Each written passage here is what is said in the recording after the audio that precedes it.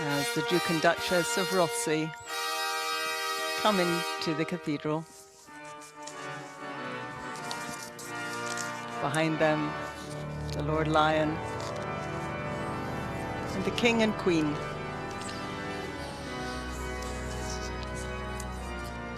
Arriving in a church which they're both very familiar with. The Duke of Buccleuch behind the King there, the head of the company of archers, the King's bodyguard for Scotland, will be at his side.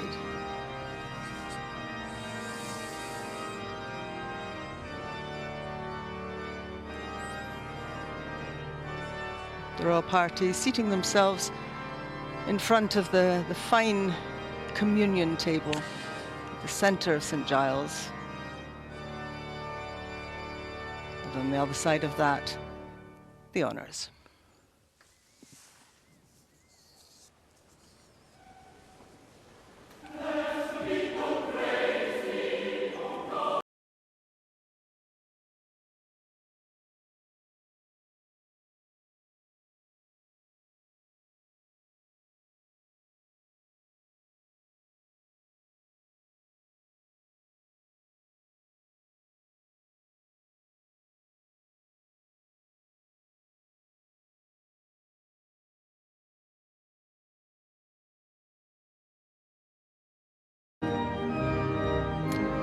Dame Catherine Granger carrying the sword, that rather heavy sword that she's carried so well,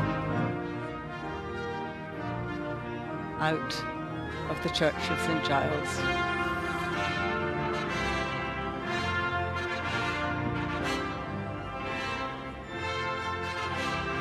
And the sceptre borne out by Lady Dorian.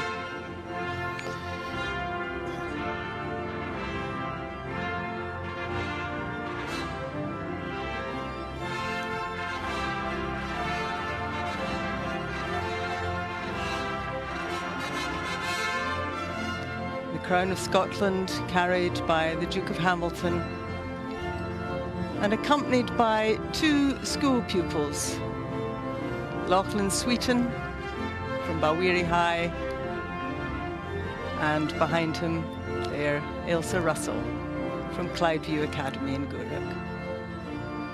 A very big day for them. The King and Queen, after a ceremony that I imagine the King has found rather moving, follow the Lord Lion, King of Arms, towards the west door of St. Giles.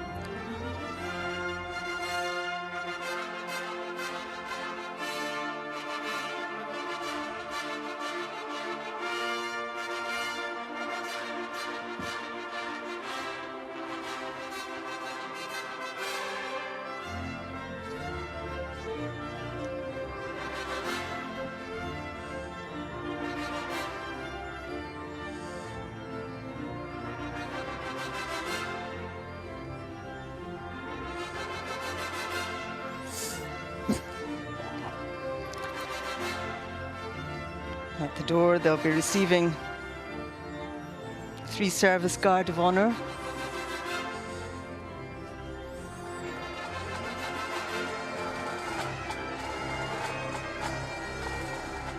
And there'll be a 21-gun salute from Edinburgh Castle.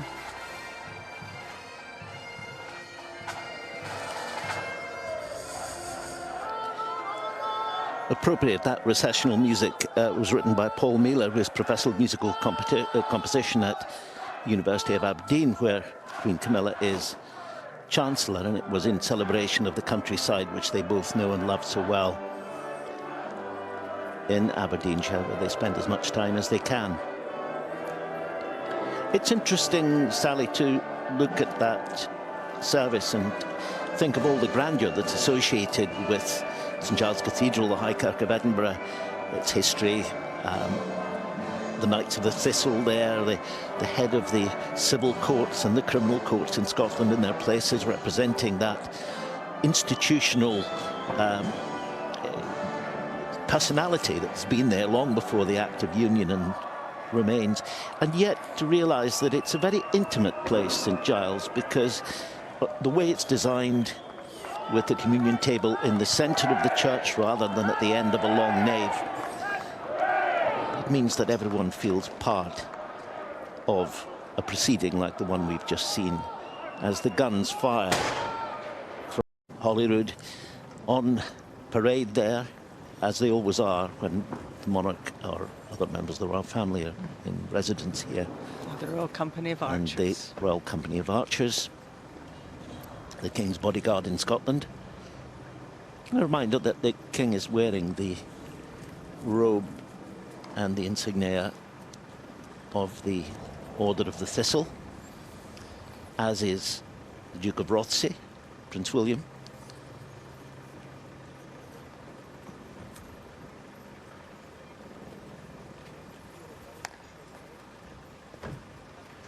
Joining his father as they go into a palace which, as anyone who's visited it as a tourist will know, has got a history which is rich, bloody of course too, but it tells a very moving story that takes us right back to very early times. There is of course an abbey alongside the Palace of Holyrood House, pretty well a ruin now, but it was an abbey at one time, and then the palace became the home of James IV, Henry VIII's brother.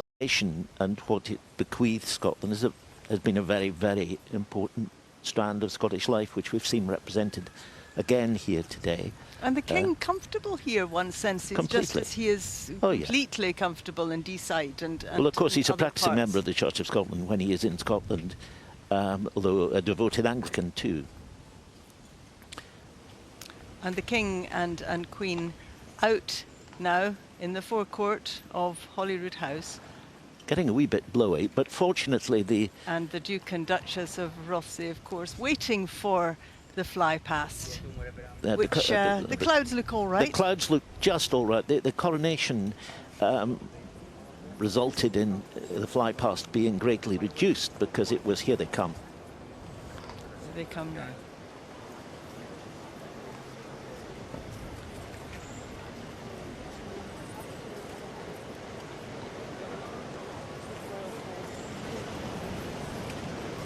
There they go over Holyrood, leaving red, white and blue.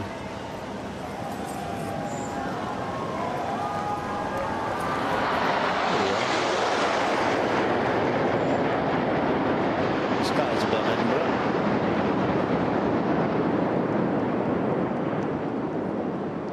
Now left with a royal flourish, a loyal flourish, I suppose you could say, of red, white and blue, which the King and Queen can see from the palace.